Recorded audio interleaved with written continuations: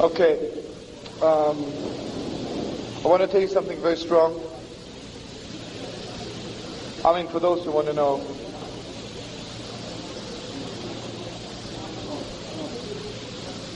No, listen, let them do their thing. I do my thing. Everybody has a right to do his thing. The question is only how much are you aware that someone else is also in the room, right? Someone came to the Tzemach Tzedek and he told him, Rebbe, the whole synagogue is stepping on me. So he says, you know why? Because you extended yourself all over the synagogue, so wherever people are walking, they walk on you. If you make yourself a little bit smaller, they wouldn't walk on you. There's some people, they come into a room and people are singing, but they don't even hear it, They extend themselves all over, make noise like they're alone. But the only sad thing is, do you know what it is to be alone? The people who make the most noise are never alone when there is silence also, and then it's really unbearable. I have kind of pity on you. Anyway, whatever it is. I just want to tell you something, friends, just between me and you.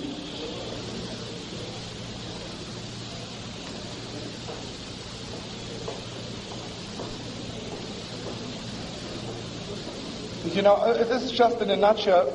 Everybody knows there are two forces in the world, right? There's Hakol Kol Yaakov, there's the voice of Yaakov, the Kol Yaakov, and then there is Yedei Esav, the hands of Esav. Now the very deep question is, everybody knows that Yaakov and Rivka did not want to make Yitzchak sad and tell him how bad Esav is. Without going to long stories now, this really isn't where it's at, but let's assume. And the Yitzchak wanted to bless Esav, and the Yaakov, in order to get the blessing which really belonged to him, because first of all Esav doesn't deserve it and Esav has sold him, Yaakov has to dress himself in the dress of Esav, big day Esav, and he walks in, right? So now his father asks him,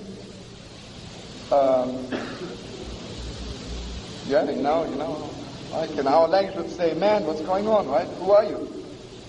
So he says,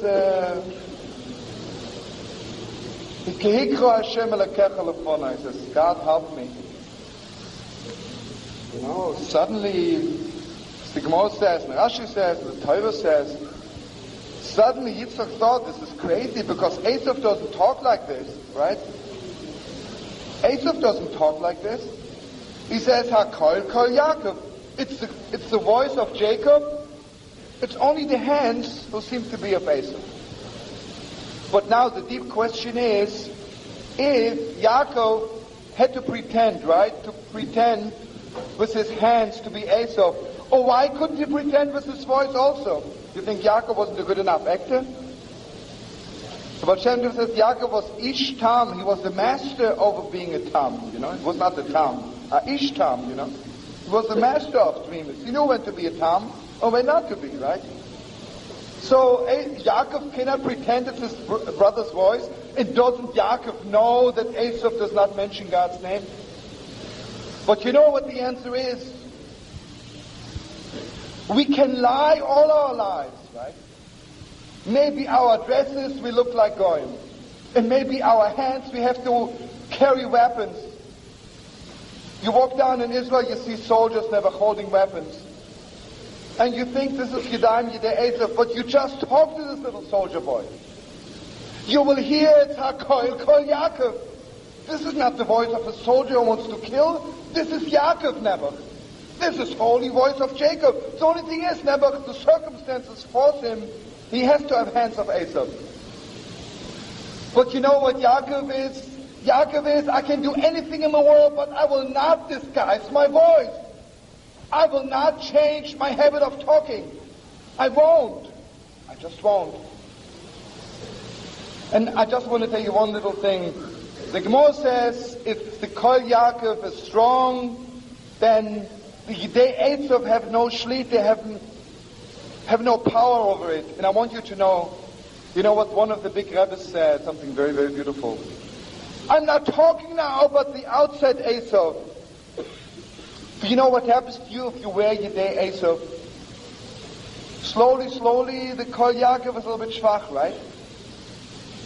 But the great thing happened that Yaakov taught us that you can have Yedei Esav, but it does not afflict the Kol Yaakov. The Kol Yaakov can be the strongest in the world, and then you know what happens? Yedei Esav don't affect you. You can have guns in your hands.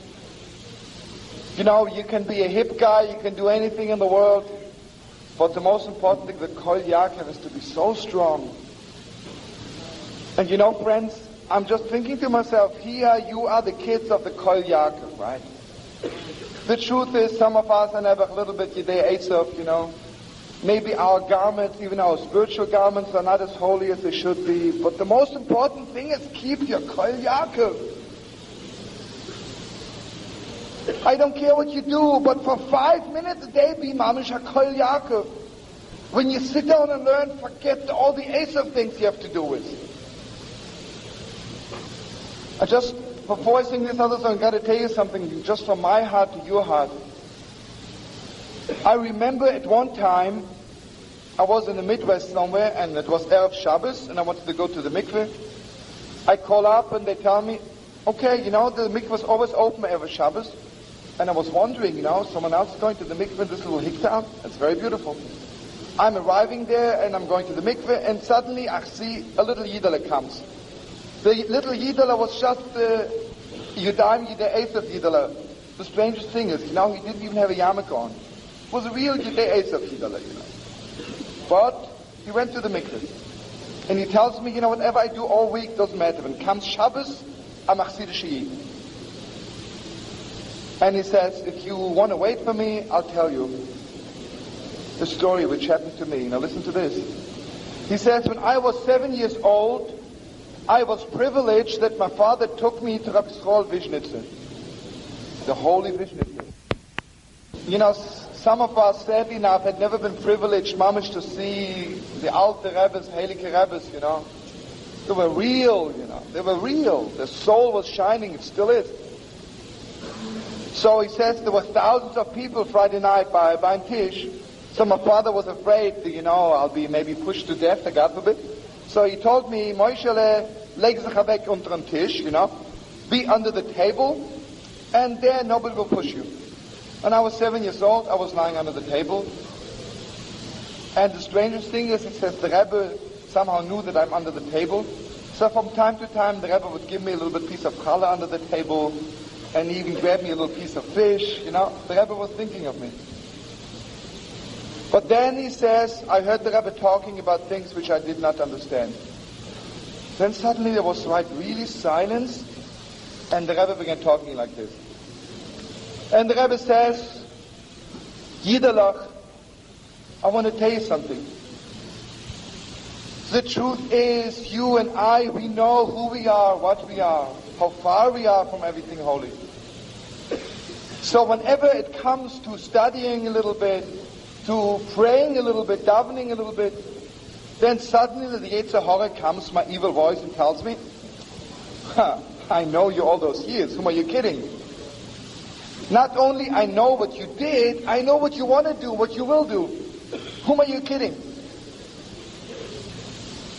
So he says, suddenly the visions, the Rebbe got up, and Imam started yelling.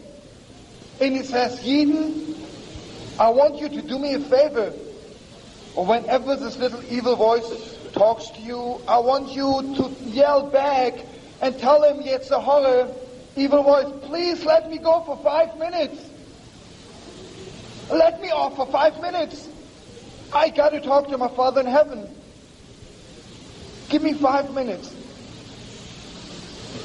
And then he says, the Rebbe sat down, and he put his hand on my little kapala, on my little head, and he said, Moishele, did you hear what I said?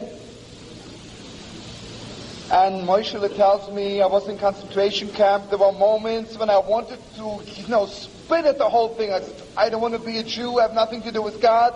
I don't care. I give a damn about the whole thing. But I couldn't forget the Rebbe's hand on my head, and I would hear the Rebbe saying, Moishele, did you hear what I say? And I would tear myself away for 5 minutes, and I would daven a Gewalt, you know. And he said, I want you to know that the Rebbe's word is keeping me going. It comes Friday afternoon, and I know I'm not so good. I don't care. I said, the Rebbe says, 5 minutes. I tear myself away and I run to the mikveh. Shabbos, I know I'm not so good. I don't care. 5 minutes Shabbos.